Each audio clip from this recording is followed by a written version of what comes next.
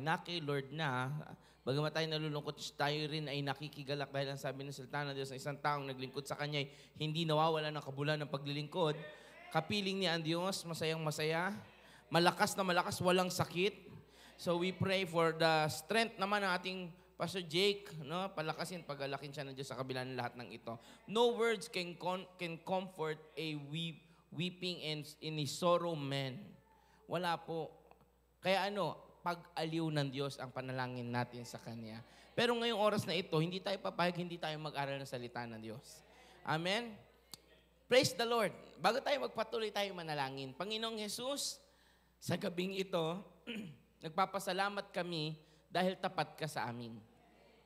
Papasalamat kami sa kabila ng pagod, narito kami, binibigyan mo kami ng kalakasan, di mo kami pinababayaan, hindi mo kami, Lord, hinahayaang bumagsak, kundi, Lord, sa kabila ng aming mga katanungan, aming mga pagdududa, aming mga question, Lord, patuloy kang tumutugon. Ngayong gabi, kausapin mo kaming lahat at sa aming paglabas sa lugar na ito, pinalakas, pinagalak, pinagpala mo ang bawat isa.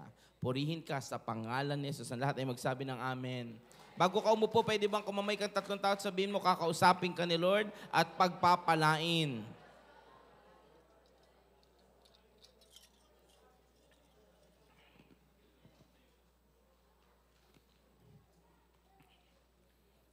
Sino dito ang masaya dahil ang church natin may ginagawa? Magkakaroon tayo ng general meeting next week.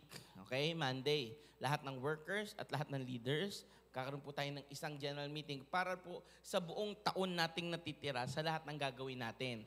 Pero bukod po doon, sino dito masaya dahil ang ating church pinagaganda ng Diyos? Dahil dyan, yung hindi masaya, hindi ko alam bakit di kayo masaya, pero sana masaya din kayo dahil pinagaganda ng Diyos ng church natin. Pero sa lahat po, maging kabahagi ka.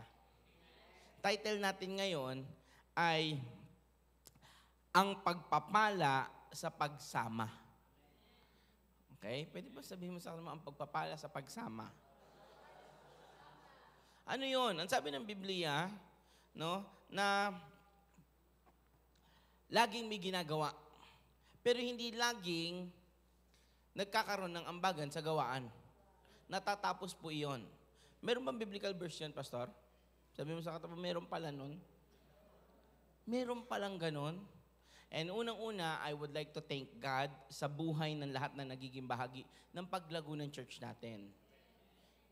Spiritually, in numbers, in spirit, and syempre in our beautification sa ating ipirepresent sa Diyos. Amen. Ang hirap naman, iisa simbahan natin pero pasira ng pasira. Maganda ng paganda. Pero hindi forever ang bigayan. May darating na kakataon ng anihan. Galatians chapter 6, verse 9. Yan. Alam na alam niyo itong talata na ito, no? Alam na alam natin ito. Ang sabi dito, let us not grow weary on doing good. At huwag tayong mapagod sa paggawa ng mabuti. For in due season, we will reap. Pero dahil ano daw? Dahil sa tamang oras, tayo'y aani. Pero may kapalit. Hindi kapalit, may clause, may kondisyon. Ano yun? If, do not give up. Pwede ba ako maging totoo sa bawat isa? Sino dito napapagod sa giving? Kapag napagod ka sa giving, are you there? I want you to understand this, lalo na yung mga matatalino. Lalo yung nagka-question about offering, about tithing, about sa mga bagay na yan. Kapag napagod ka sa giving, dapat pagod ka rin sa receiving. Pero kung hindi ka napapagod tumanggap, huwag kang mapapagod magbigay. Walang taong nagtanim, makinig kayong lahat. Walang taong nagtanim ngayon, umani bukas, tapos nag-antay sa susunod na araw, nangaanihin ulit. Sino dito nakapunta na po ng mga bukid? Kapag nagtanim po sa bukiran, sa Japan po, kasi napakaraming fields ng bukid, no? Napakadami. May season po iyon. And dito rin naman sa Philippines, marami. Kapag nakapunta na po kayo sa taniman, may araw ng pagtatanim at pag-aalaga. Pero pag inanim mo na yon, lalo sa palay, alam niyo po ba ang pagpapala natin doon hinalintulad ng Diyos? Yun ang nakalagay sa Luke chapter 6 verse 38 eh. Yung palay ang pagpapala. Paano mo malaman? Kasi sinilsil eh. Meron bang gulay na sinisilsil? Wala naman sa... ewan ko po. Turuan niyo ako kung meron. Meron ba? Wala. Ano pa yung isa? Prutas. May ginaganon bang prutas po? Meron? Hindi ko po alam kung meron ha. Wala rin yata, no? Ano lang yung ginaganon? Palay. May isa pang binibiste eh. Ano? Buwangin. So, dalawa lang kasi gusto ko pa makuha nyo yung mga connections ng salita ng Diyos. Ang sabi, 2 tao ang matalino, isang nagtayo sa buhangin at saka sa bato. Buhangin at ano eh. Saan? Bato. Rock. Kapag ka nabibistiyan, sa buhangin ka na, tatanim. Unless, palay yan. Inaani. Naiintindihan po natin? Bakit importante itong mga bagay na ito? Maintindihan natin. Kasi marami pong Kristiyano, lahat ng Kristiyano magsabi na amen. Gusto tumanggap pero pagod magbigay. Gustong umani pero pagod magtanim. Hindi na ako magta-tithes, hindi na ako mag-offering, hindi na ako magsali ng pledge, hindi na ako sali ng heroes. Napagod po kasi ako. Parang nagiging burden. Paano? Gusto mong anihin yung 2 taon mo nang tinanim hanggang 2 taon pa. Pwede ba yun? Sino dito naniniwala patas ang Diyos natin? Ulitin ko ha. Sinong naniniwala we serve a just God? Sino naniniwala na ang Diyos na pinaglilingkuran natin ay patas na Diyos? Aba, kung patas ang Diyos na pinaglilingkuran natin, dapat patas ka din. Galit ang Diyos sa mandaraya. Gusto mo ba nagtanim ka isang beses tapos umaani ka for life? Ang ganda nun. Pero imagination yon. Kasi once nagtanim ka at umani ka, dapat anong kasunod? Magtanim ulit. Paano natin nalalaman na ganun dapat? Kasi ang sabi ng Ecclesiastes chapter 3, there is a time to harvest and there is a time to sow. Wala na akong kausap.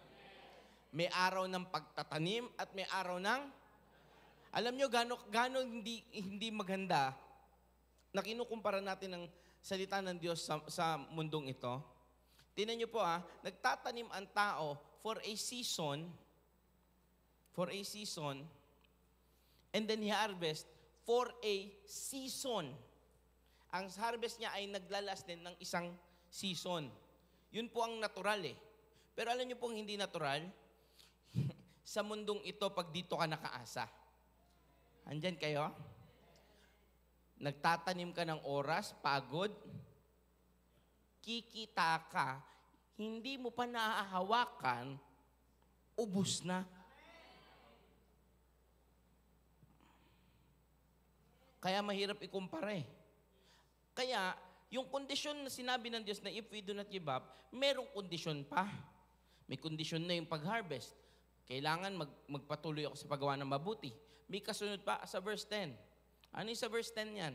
Ito Sa verse 10, so then, kaya naman. Sabi mo sa kanila mo, kaya naman, as we have opportunity, hanggat may pagkakataon. Ang tanong ko, meron ba lagi tayong pagkakataon? Nawawala ang pagkakataon. Bakit? Nag-challenge si pastor noon ng stage. Kompleto na ba yung stage? Kapag nakompleto yung stage, maghahamon pa dyan? Nakakayang tumayo dyan, no? Kakanta ka, aawit ka, mag-exhort ka, magpe-pray ka, tapos hindi ka bahagi.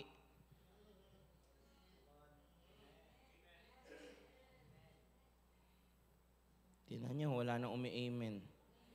Gusto ko matutunan nyo po itong bagay nito. Pag pagod ka sa bigayan, lalo ka makinig sa bigayan. Pag pagod ka sa pagbibigay, huwag ka umasang tatanggap ka pa. Because the Bible is true to its word. Hindi ito buffet table na kung ano lang ang gusto mo, yun lang ang bibilin mo, kukunin mo. The Bible is not a picky thing na kung ano lang ang trip mo, yun lang ang tatanggapin mo. Naintindihan natin? Ay, anong dapat? Lahat yan, tanggapin natin. O, sige, patuloy tayo. Ito ang sabi So, as we have the opportunity, let us do good to everyone. Gumawa tayo ng mabuti sa kanino? Sa lahat. Pero may special. Kaya may special blessing. The common blessing, you do good to everyone.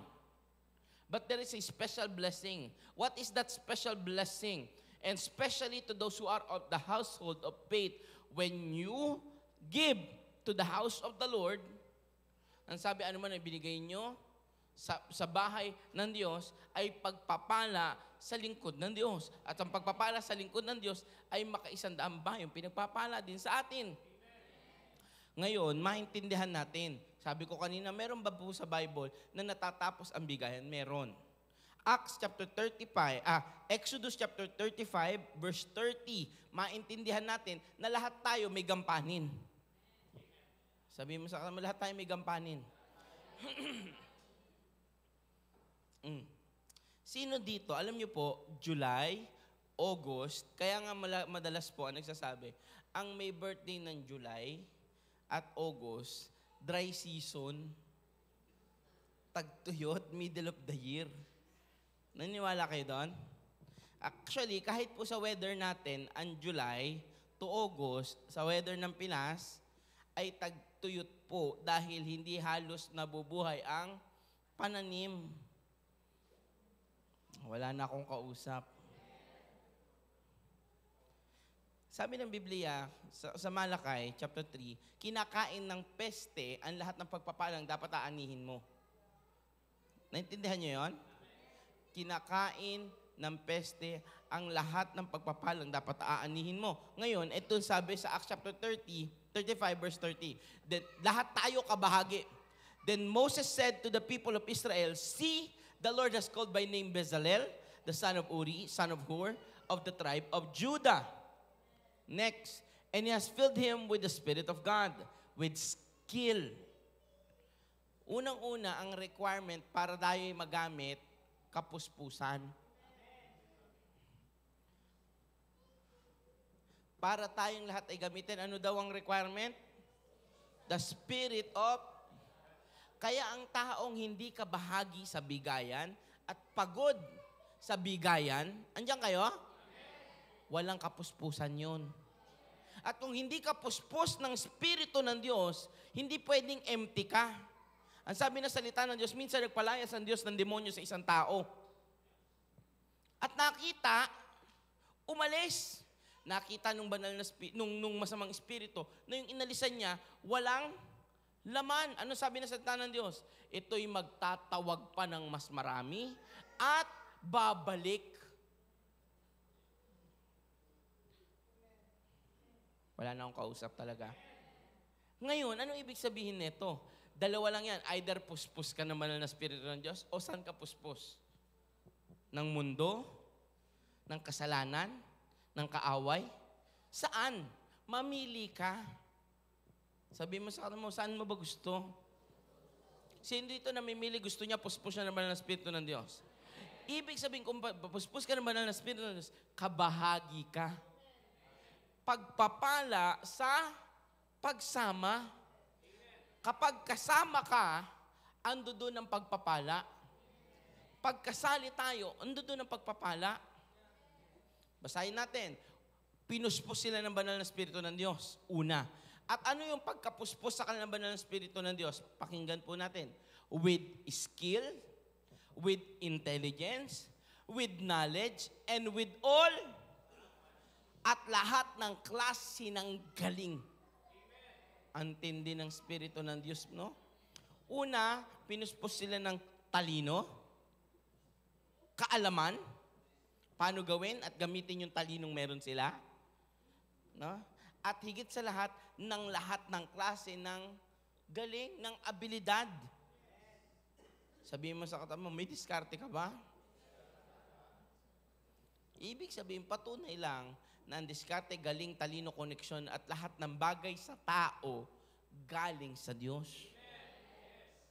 Alam niyo po ba na lahat ng pwede mong gawing diskarte pag hindi pinahintulutan ng Diyos, babagsak?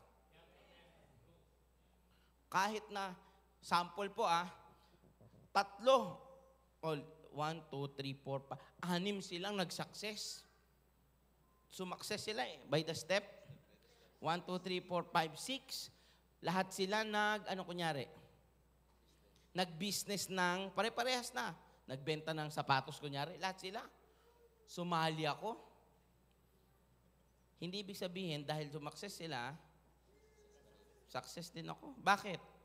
Kaya lang yun dahil pinahintulutan ng Diyos. Dahil kung ganun lang kadali, lahat tayo, walang nagdarahop. Walang naghihirap.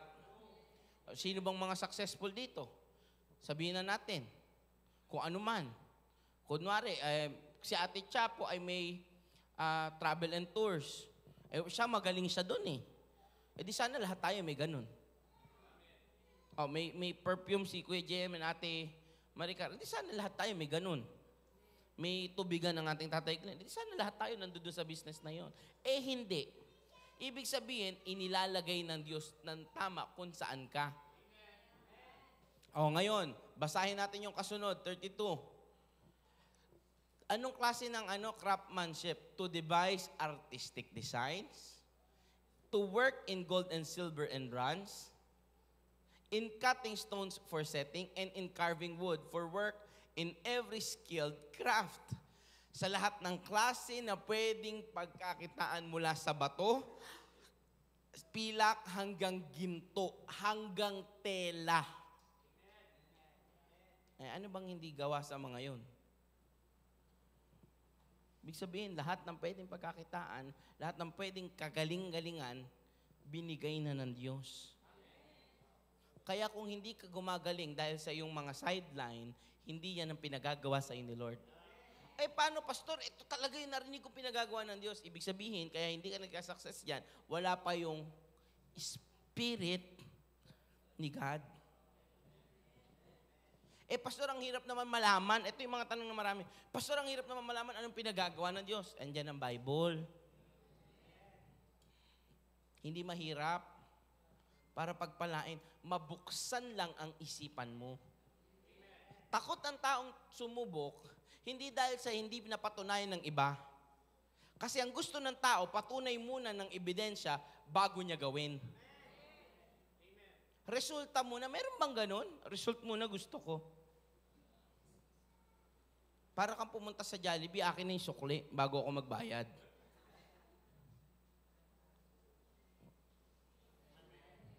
Punta ka na. Subukan mo kaya, no? Try kaya natin one time. Ano kayang gagawin sa'yo? Sabihin, guard, may baliw.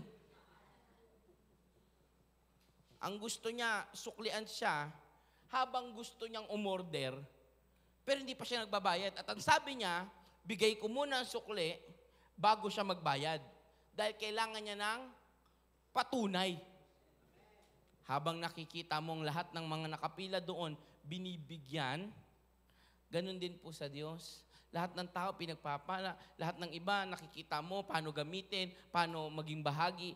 Pero ikaw gusto mo muna, ganun tayo Kaya bagsak. Ito ang kasunod na talata, verse 34. And he has inspired him to teach both him and Oholiab, the son of Ahisamach of the tribe of Dan. Kasunod. Ito yung pinaka-importante kasi pagdating natin sa 36 Wait lang. He has filled them with skill to do every sort of work. Sa lahat ng klase ng galing, sa lahat ng pwedeng magawa, pinagkalooban sila ng Diyos. Work done by an engraver or by a designer or by an embroider in blue and purple and scarlet yarns and fine twined linen or by a weaver, by any sort of workman or skilled designer. Basically, sinabi niya lang dyan, mula sa pagtatahi, hanggang sa pagkakrap ng bato, hanggang sa pilak, hanggang sa ginto, sabihin mo, binigay ko yung talento sa kanila. Ano ibig sabihin? Anumang mahawakan ng nyong mga kamay, pagpapalain ng Diyos. Palakpakan natin malakas ang Panginoon. Bakit hindi ako kasali? Sabi mo, Pastor, papakita mo sa akin yung verse na kapag kasali may pagpapala. At kapag may pagkakataon, dapat makisali dahil humihinto yung pagkakataon. Saan ba doon, Pastor? Parang wala naman yung verse. Okay? Bakit ko sinasabi po ito, Bago ko basahin at ipakita sa inyo yung verse, tandaan niyo yung mga binigay ni Lord. Kasi po, sa darating na December, meron tayong my gift for Jesus. One person would be 10,000. Meron na po nagsimula, dyan na po ang ating mama tata nagsimula. Ang ibang leaders natin nag-start na rin magbigay. Kasi ang bigat nun kung isang bagsak, iniipon-ipon. 500, 1,000. Ngayon, meron ng amount. Bakit? Anong gagawin natin doon? Hindi na tayo magdi-design ng ating church. Bibili na tayo ng lupa natin.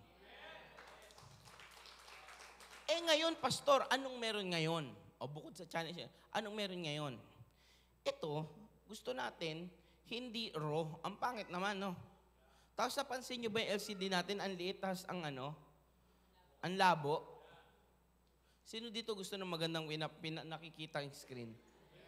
Alam nyo, maganda lang yan, mga pangatlong linya Pagtapos ng pangatlo, pang-apat na linya, ang liit na, no?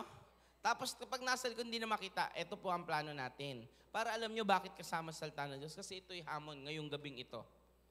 Bibili po tayo ng 6 TVs. 6 na TV, ilalagay natin dyan. Yung 4, yung isa po sa gitna. Okay? At yung isa sa labas, sa lobby.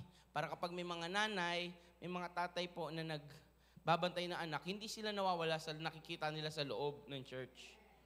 Okay? Sino dito masaya sa ganung bagay? Alam nyo po, etong stage na to, 50% pa lang. Sabi mo sa katabi mo, hindi pa todo yan. Makinig tayo. Ibig sabihin, may pagkakataon pa. Ngayon, wala kang bilib, di ba? Kailan ka huli nagtanim?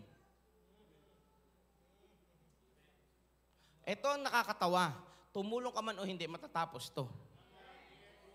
Tingin nyo ba papayag? Ako po, isa sa pampastor nyo, Pastora Melan ninyo at Pastora Ruth nyo, ang unang-unang gumastos ng sobra-sobra para mangyari ito. Sino dito nakapanood? Nag-live si Pastor Bus. Nabasa nyo ba para saan proceeds doon? Tingin nyo ba may binulsa ako doon? Ba't ko sinasabi to? Kasi kung ako may concern, tingnan nyo, hindi naman to, babasahin nyo lang po ulit yung verse 30. Verse 30. Babasahin nyo lang, lahat sila. Dalawa ang sinimulan, pero tinuruan lahat. O, 2, 3 kaming sinimulan. Tinuturuan ko kayong lahat. Pastor, sabi mo kanina, may hangganan ng pagbibigay. Pag natapos ba yan, tapos na? Oo. Pag na-design na yan, anong gagawin natin? Patanggal natin para mayroon pa ulit? Pastor, hindi ako nakapagbigay, hindi ako nakasali sa stage Ulitin. Sira natin yan, Pastor. Hindi pwede yun. Buti na lang may mga projects tayo. Pero yun po ang malapit na project natin. Ito babasahin ko na and then tapos na tayo. Sana may maintindihan tayo. Dahil ang pagpapala sa pagsama, sa pakikibahagi, ando doon. Verse 36. Si Bezalel, si Aholiab, at ang lahat ng manggagawa. Chapter 36, anak. Kasi baka sabihin nila, gumiimbento si pastor ng sarili niyang Bible verse. May Bible verse kayo dyan, basahin ninyo. Exodus chapter 36, verse 1. Tagalog, anak, sa MBB.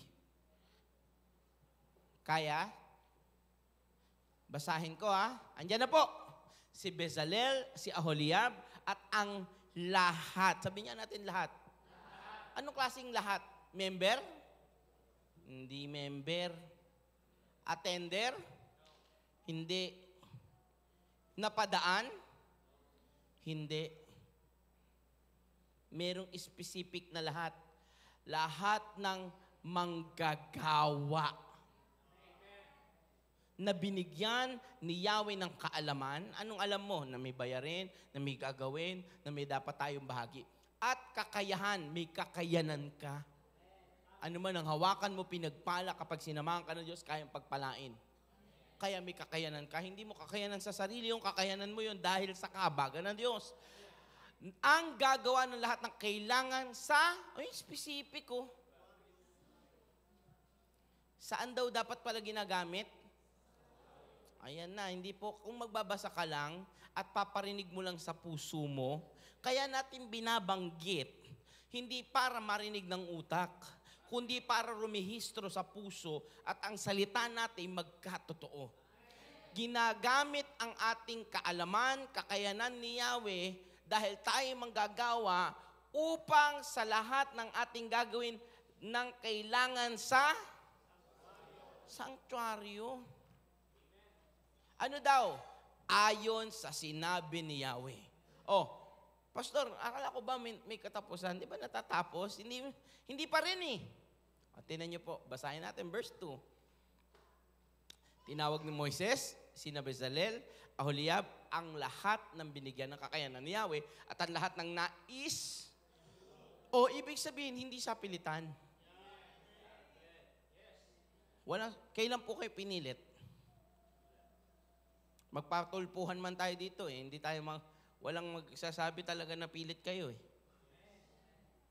Malaya kayo. Kahit po sa tithing ninyo, desisyon nyo yun kung kayo iingatan at paproteksyonan ng Diyos. Kung question ninyo ang giving nyo, offering nyo, pledge nyo, heroes nyo, nasa sa inyo yan. Pero ang tanong, kailan napahiya ang mga naging bahagi? Kailan pinabayaan, pinagkulang ng Diyos? Yun lang yun eh. Ba't nagtatanong ka? Bakit ako, Pastor? Kaya nagdududa ako kasi wala na akong kinaani. Bakit? Nagpapatuloy ka ba? Nagmintis ka ba? O ngayon, tanong ko sa lahat ng hindi nagkamali, hindi nagkulang, may tanong po ako sa inyo, lalo mga leaders, sa lahat ng laging kabahagi, may tanong ako, kailan kayo pinagkulang ng Diyos? Kung totoo kang bahagi. Never. Kaya ka lang magka-question kasi hindi mo sinusubukan. Alam nyo, humihina amen nyo. Sabi mo sa akin mo, huwag mong pahalata, umamen ka. At tingnan nyo, paano ko nalaman na ganun tayo? Nag-chat si Pastora Melan. Ang ating pong Sanctuary Church, magtulungan po tayo. Anong reply ng iba? Sin mode. Hindi naman yung sinend sa leadership lang eh. Sinend yun sa buong church. Ngayon, kung nasend din yun sa leadership, no? Nasend din yun sa leadership, ilan na nag-reply? 3 tao, pinadelete ko na nga eh. Sabi ko, delete nyo na yan, nakakahiya. Tapos umaasa ka, Lord, puspusin mo ko. Kapag pinuspus ka ng Diyos, hindi ito spiritual lang. Lumalabas ito. Pero walang physical na bagay na nagre-reflect sa spiritual. Pero may spiritual na bagay na nagre-reflect in physical. Naintindihan po ba natin yon? After mong puspusin ng Diyos at ang naging kasagutan mo, lalong maging madamot, hindi ang Diyos ang pumuspos sa'yo.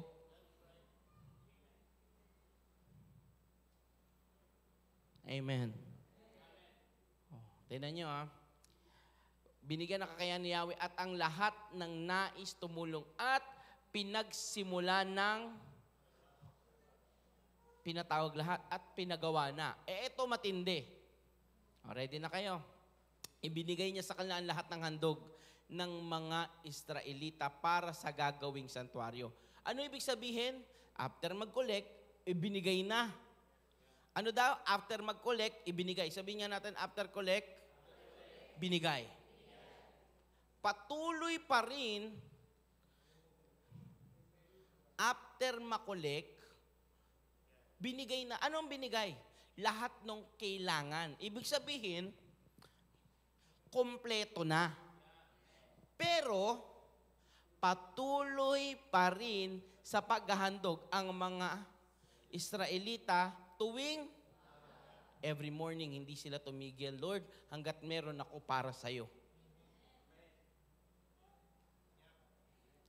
If you are in trouble for your personal needs, trust God. Because he could do better with the little rather than you holding the whole.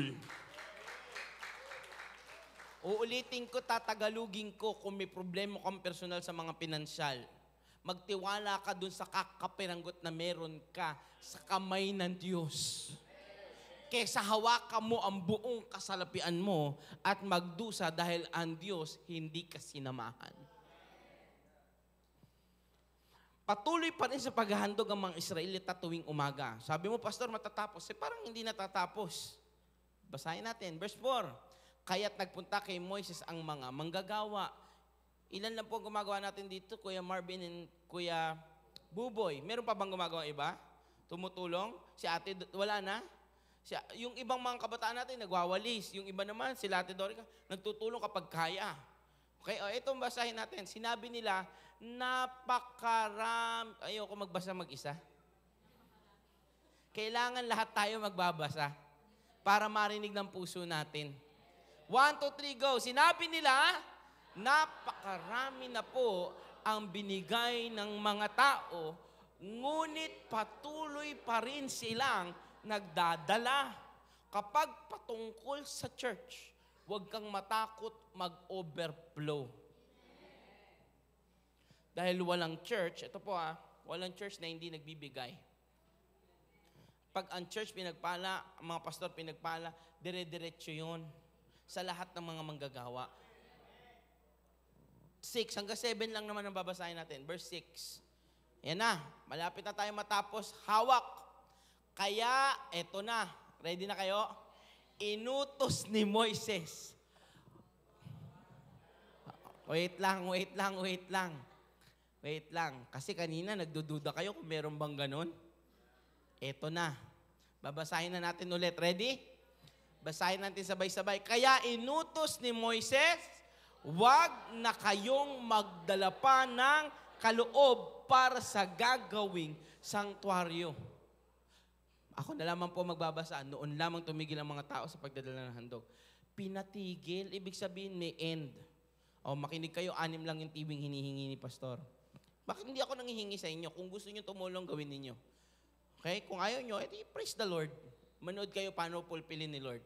Ako po ang pastor, mula pa po noon, kahit na nasa kaboy ako, hindi ako nanghihingi. Hindi. Kasi binigyan ako ng ability ni Lord. Pinanghawakan ko yung sabi ng Diyos that I have given you the ability to get wealth. Binigyan ako ng talento na skills ni Lord para makagawa ng kayamanan. Hindi Lahat ng klase ng live selling gagawin ko. Lahat ng klase ng business gagawin ko. Maniwala kayo, hindi ako manghihingi sa inyo. Pero mangyayari at gagawin ng Diyos dahil Kanya to. Ang pangit, no? Papasok ka sa church, napakaganda, pinagmamalaki mo sa kaibigan mo. Ang ganda ng church namin. Pag tinanong mo, talaga ginawa niyo to? Hindi. Sila lang gumawa niyan. Wala nang umi-amen. Nasakit ba?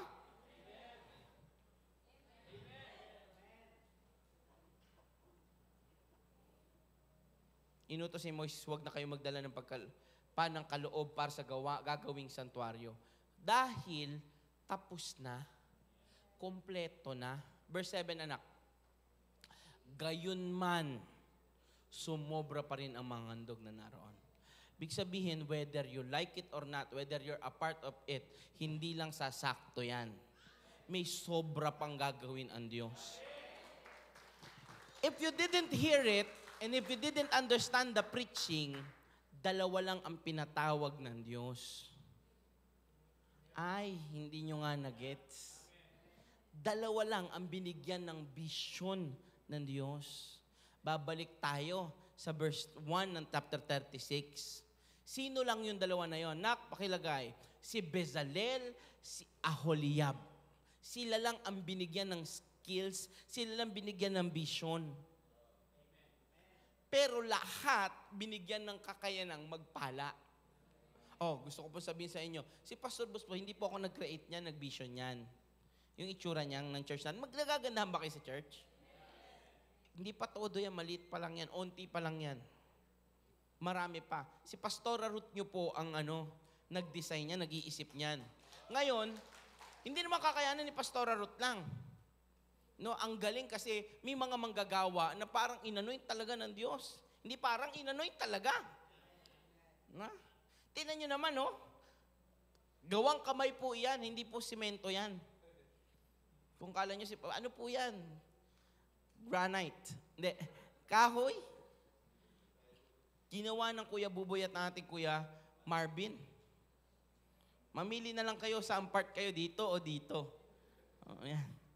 Ginawa lang nila yan. Inanoint ng Diyos ang kanilang mga kamay. O ngayon, hindi naman pwedeng sila lang. O meron din nag-udyok. Si Pastora Mela naman ang nag-finance. Kaya lalong pinagpapala si Pastora Mela nyo eh. Ang ating Pastora Melan, para lang malaman ninyo, wala pong tinatanggap sa church natin. Pero siya pinakamalaki magbigay sa church. Baka kala nyo, laki ng offering namin. Hindi po. Bukas ang aklat ng simbahan sa lahat ng tither. Kaya kung gusto mong buksan ang blue book ng church, mag-tithes ka muna at maging tapat ka muna for 6 months. Pero kung ikaw tapat naman na tither, open nyo lang. Tignan nyo lang. Magdamag nyong tignan paano nagkakasya. Bakit? 145,000 ang building rent. Magkano Meralco? 30? 27? 36,000. Magkano ang tubig? 2,000. Magkano ang internet? 2,000 din. Magkano association? O, magkano na lahat? Hindi, 147.5 na kagad yan.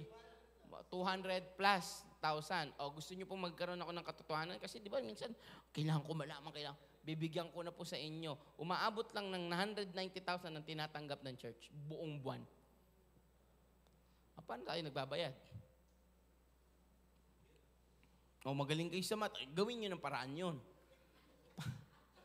Paano yung negative nagsusurvive buwan-buwan? Dahil hindi atin to. Uulitin ko, dahil hindi atin to. Sa Diyos to. At kapag sa Kanyang isang bagay, hindi niya to pababayaan, hindi niya to pagkukulangin. Pero dahil lalong pinagpapala sa Pastora Melan ninyo, ang yung pastor, wala rin po akong tinatanggap. Kaka-recently ko lang tumanggap sa church natin after 3 years. Ayan 0-0 si Pastor Bus sa church. Kasi deficit Paano magkatatanggap? Kaya kung may love gift ka mula sa church, magpuri ka na gusto sa Diyos. Buti ikaw meron. Sila pastor, nagpapastor ng church, wala. Tatapusin ko na po. May pagkakataon pa. Pero darating yung time, patitigil na yan. Pero ganun pa man, sobra pa rin ang mga naunang nagbigay. Bakit ko sinasabi yung sarili ko? Kasi ako po, isa po ako sa lagi nagbibigay sa church. Si Pastor Bus, si Pastora Ruth, si Pastora Melan. Bakit kaming tatlo lagi na example? Kailangan ikaw. Siyempre kami na hindi nagpapastor sa inyo. Kami ang unang dapat maging example talaga. Pero hindi lang naman kami, may mga members tayo na tapat. Kaya kung ikaw yung isa sa tapat na sumusuport sa church, palakpakan mo nga ang Diyos. Dahil alam mong hindi kanya pinagkulang, alam mo hindi kanya pinabayaan, at alam mo, pagpapalaing ka pa ng Diyos. The question, how does that, pwede ba ako magtapos dito? Ang tanong, paano yan marirelate sa personal kong buhay kung ang usapan patungkol sa church? Ulitin natin yung tanong, sino dito naniniwala patas ang Diyos? Naku, mahina. Lahat naniniwala patas ang Diyos. Kung patas ang Diyos, ibig sabihin, ayaw niya nang may madadaya.